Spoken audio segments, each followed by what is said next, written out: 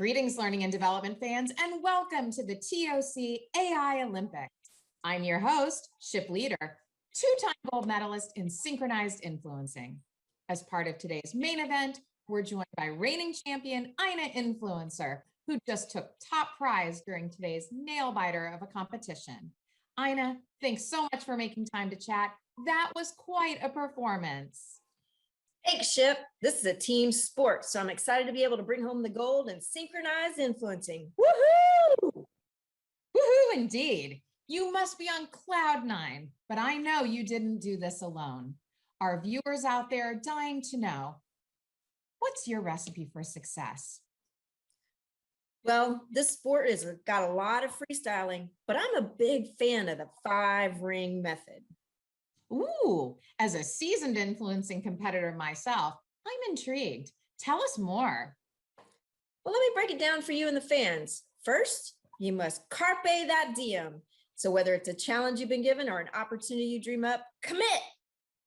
Yes, commitment is vital. How do you gain commitment out on the influencing circuit, Ina? Well, let me tell you a story, Ship. This year's influencing games were all about starting something new. And we saw an opportunity to bring a mentoring program online. We were committed from the get-go to make this effort a huge success. Nice. We're on the edge of our seats here. Tell us more. Well, once I figured out our direction and committed, the next ring involved training. We did our homework, so we had clarity on our why. Thanks, Simon Sinek. Then we had to come up with facts and data. For example, we knew we needed to do a cost estimate for the program, and it was important to understand our target audience. We also needed to explore the kinds of systems and capabilities that were out there to support our mentoring program. Ina, as a fellow synchronized influencer, training is so key. Sounds like you did a lot of great legwork before you even stepped into that arena. Tell us about the other rings. What do you do next as a champion? So the third ring, find your fans. Our team was committed and well-trained, but we knew we needed support from other people who believed in what we were doing. Don't underestimate the power of strong champions and supporters. This win could not have been possible without them. Clearly, the fans were in your corner today, Ina, and it made a big difference.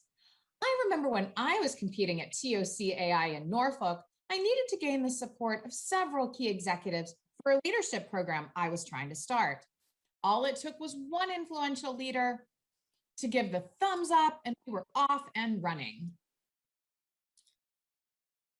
Absolutely. Find that person who's invested in your ideas you are. You know, Ship, just as we have those people who support us, we also need to be very mindful of the judges in the stands.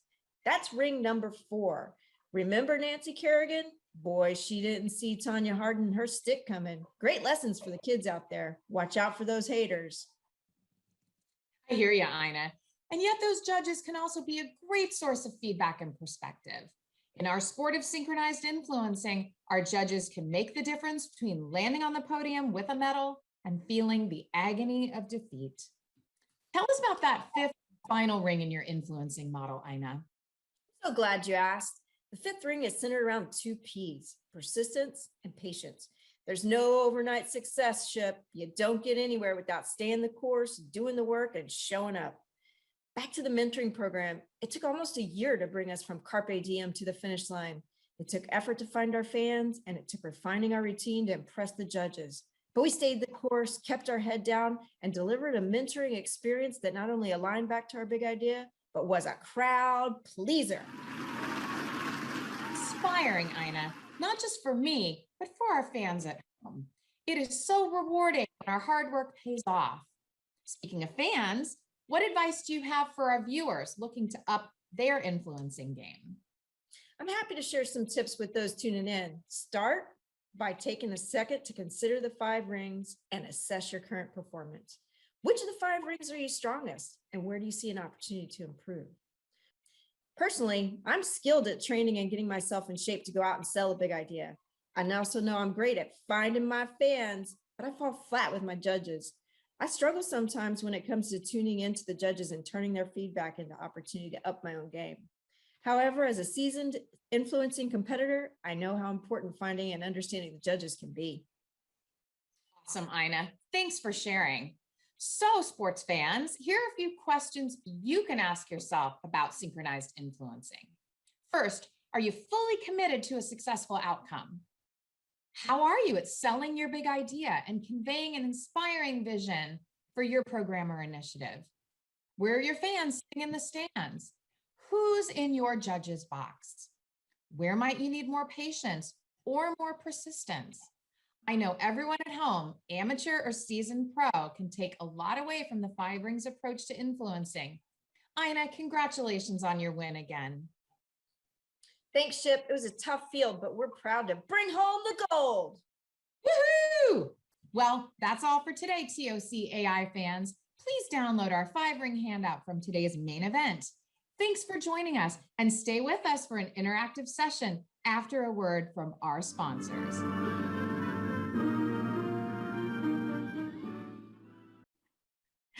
All right. Well, now that you've sat through our good/bad theater, welcome to our breakout session, Going for Gold, Success as a Team Sport. I'm Stephanie Lombardo. I am pleased to be with you today, and with me is my partner. Hi, I'm Shanda Adams. Good to be with you today as well. We had a great time doing the skit, so we're excited to bring you this information in a different format now. Yeah, so we just want to have a conversation about these 5 rings that we talked about in our skit, and really how they can be practical tools to help you gain influence for programs or initiatives that you may be working on. So we're just going to have a conversation about each of these different, rings, these different strategies, and maybe talk a little bit about our experience, and just kind of, discuss ways that you might think about how to operationalize these for your own programs. That sound good, Shanda? Sounds great. I know Stephanie and I have both found ourselves in positions where we are looking to get, people on board for programs that we, 1, believe in, or 2, get assigned to us. And we just thought we would share some of those experiences, like Stephanie said. And we broke it down in a fun way to align with the TOCAI theme here. So you can see on your screen right now the 5 rings, and we're just going to walk through them real quick and have a chat. So first off, we talked about carpe that diem. So that very ring, it was kind of fun to come up with that. But what we're really looking at is establishing your goal or commitment. So like I said, a lot of times in our experience, we've had programs that we really believe in, that we really are excited about. Like the mentoring program that I mentioned in the skit, I was really excited to bring that to Treasury. And I really did have to find that goal, like where was the opportunity here? So we kind of had a little tongue in cheek with it, because it's, a challenge you've been issued, or an opportunity that you actually dream up. Commitment is important, but also knowing exactly like what you want to accomplish. So that is, I think, one of the things that I learned from those experiences. What about you, Steph?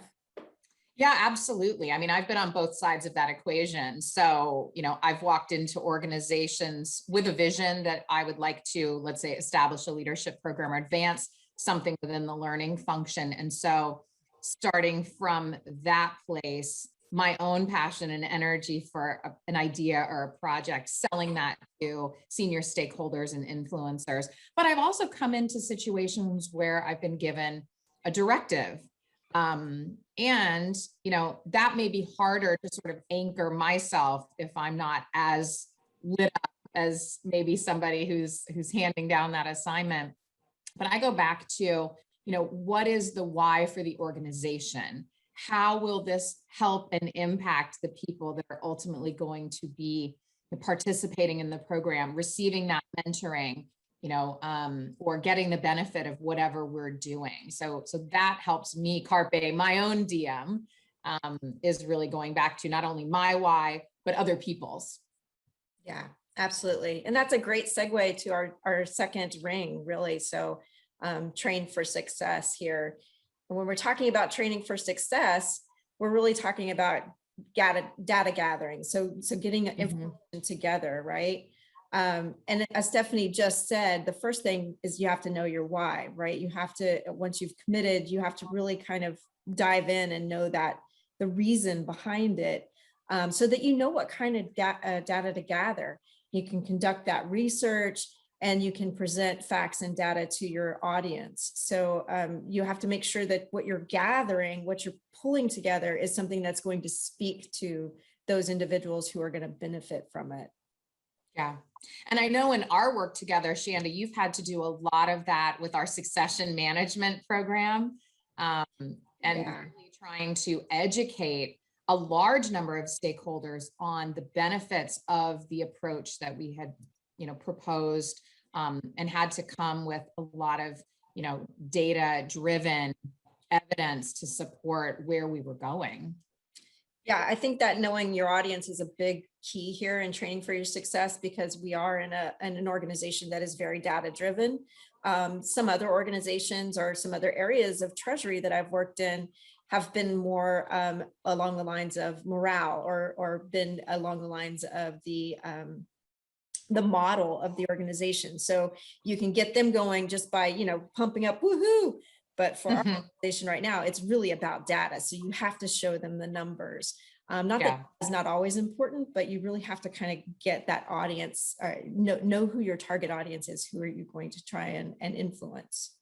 I'll call myself out a little bit and say, this is an area where I am sometimes less focused or impatient. I have an idea, I'm excited about it.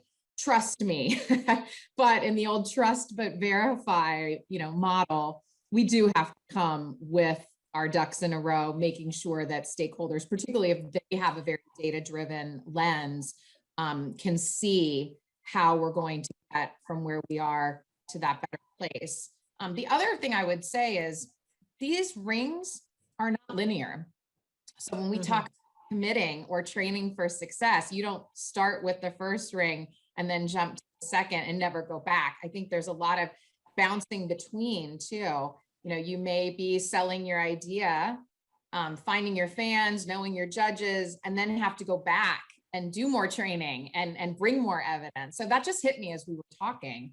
As something, when you think about this, it's not a one and done or a cycle. It's really a set of fluid kinds of activities that you're going to have to keep going. And I think that's perfect. And I wanted to, make sure I segue to this slide here, which kind of shows it. And, the Olympic rings has 3 on top, 2 on bottom. We wanted to really kind of play with this theme here a little bit, but yes, they overlap and they can move around. Now we went obviously in a linear way in order to describe it to you, but yes, you obviously will have to move back and forth with this. And that last ring, as when we'll talk about that, is got to be throughout. Right? Absolutely. That's constant.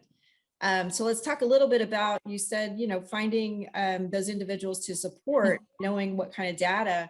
So finding your fans really equates to building support in our discussion here. So the followers, the influencers, and the sponsors are really important in order to get that influence, to get that program or project really off the ground and going forward.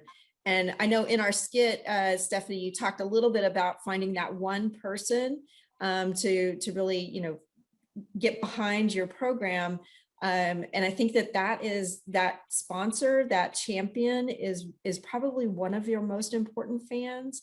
But if you want to talk just a little bit about how you were able to do that.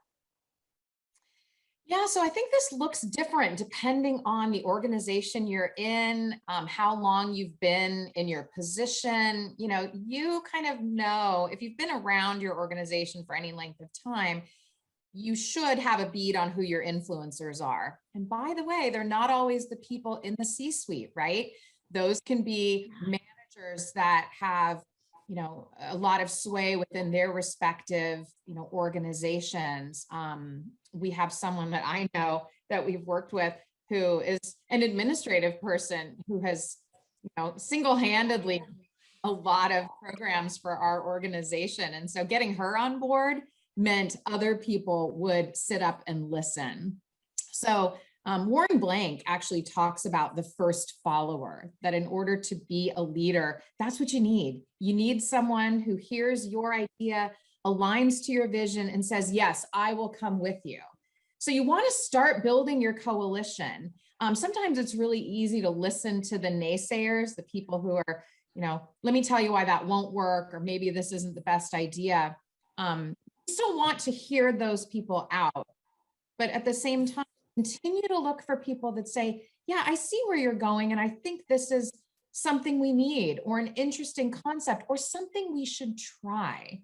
Because programs do evolve and change, but building that foundation of support, finding your fans, your cheerleaders, so critical for success. And those people will sustain you in those tough times when maybe you've really got to, dig deep and do the harder work. Especially when it's one of those programs that you've been assigned, voluntold. Once you gain those sponsors, the fans, and those followers, that they really do help buoy your confidence and move you forward in those times whenever you're just kind of struggling to find that commitment. Yeah, and nothing happens on one person's steam. So getting these people together, not only to be supportive, but to be active and vocal champions for what you're trying to do, that's a force multiplier for change and the kinds of things that we're all looking to do our various programs and initiatives. So you mentioned a little bit about there's those individuals who have I like to call them my devil's advocates, because that's where a common phrase comes from, like, let me play devil's advocate here.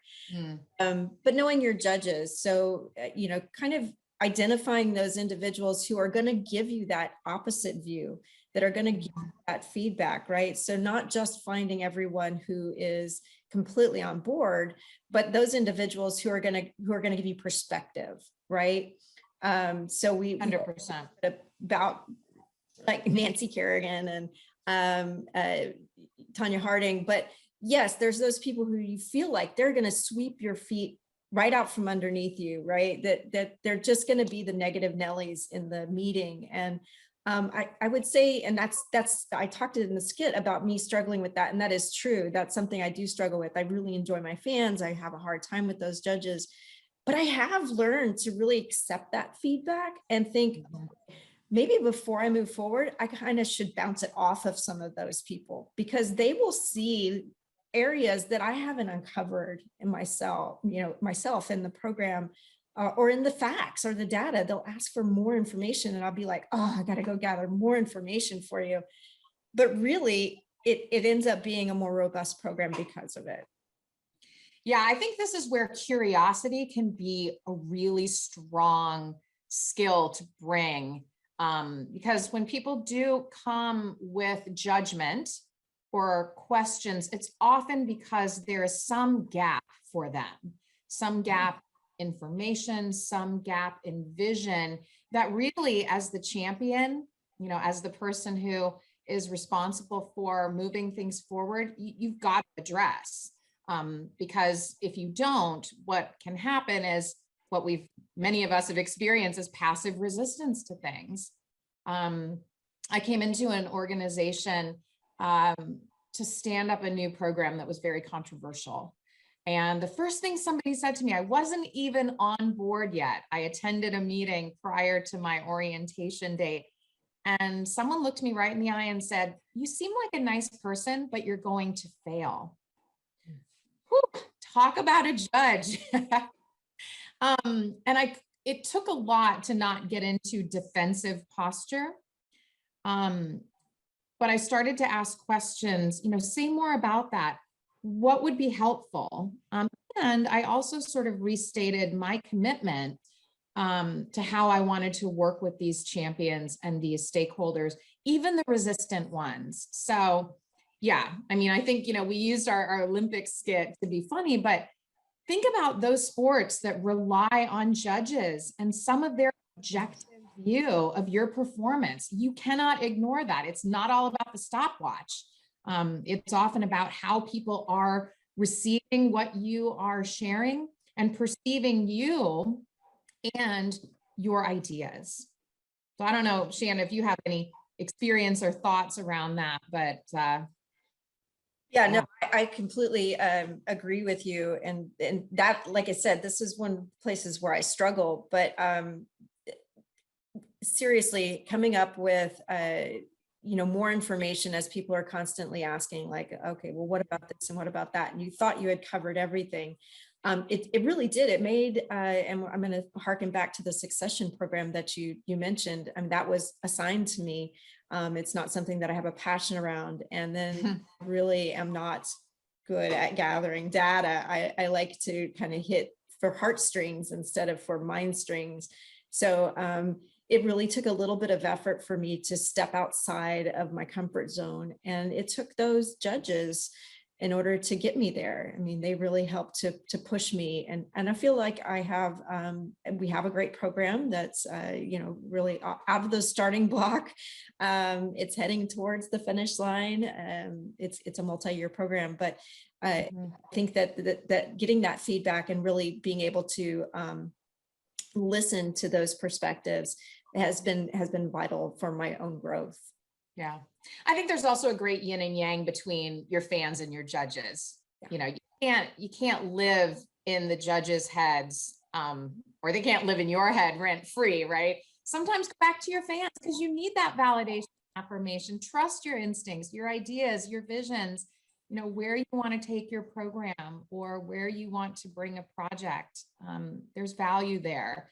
I love what you said about heartstrings and mind strings. Like I got for a second, that's really, really powerful. So thank you. Because I think that'll stay with me too. I tend to be the heartstring person, but you gotta attend to both.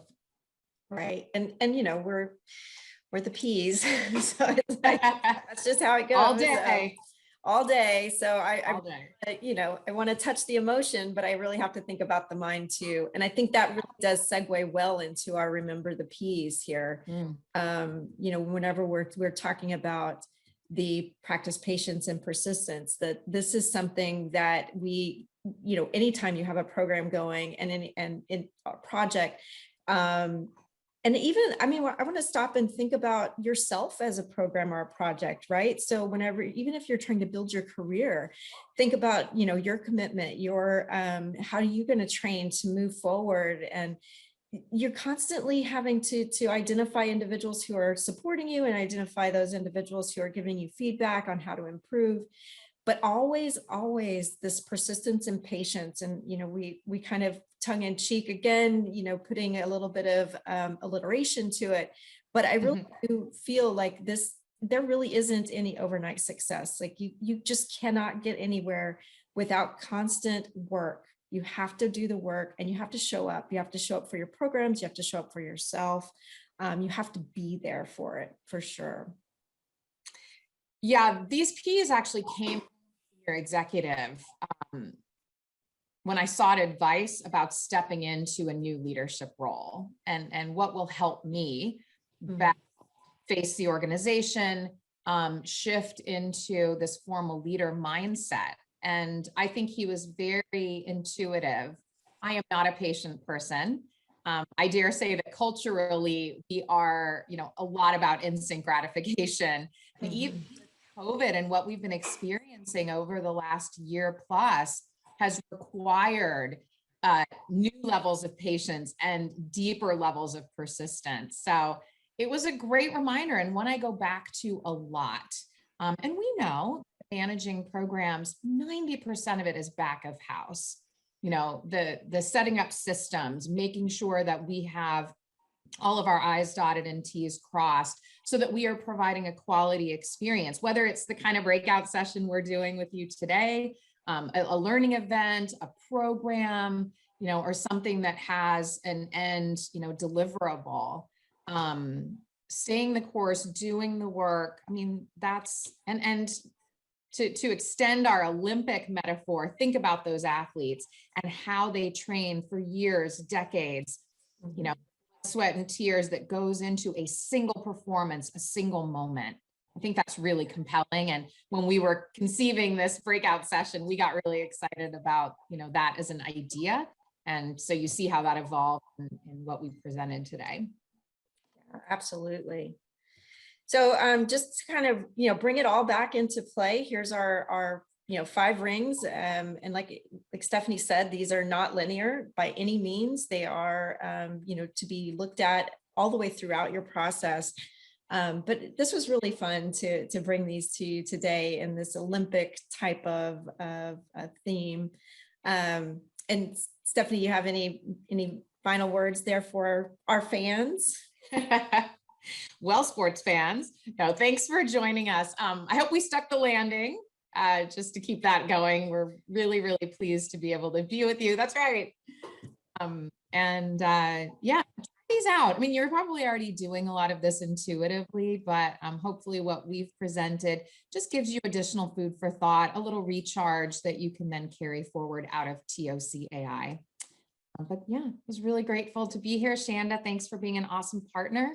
Yes. No, this has been fun. I do want to say, back at our Olympic theme, don't forget to fill out the survey for our session here today. So, and hopefully we can get all 10s. You're our judges. You're our judges today. That's right. Stick around. We will have a question and answer right after this. You probably have seen during this discussion that we have been in the chat session as well. So we're trying to interact with you during our discussion. Although this is pre-recorded, we call it simulcast live, I believe it is. And then finally, we do have a handout with the slides and just some areas for you to take notes as you move forward for your next program, project, or your own career development. So you can kind of look back on those 5 rings and move forward from there. So awesome. Again, for joining us. Yes, thanks everybody. Have a great day.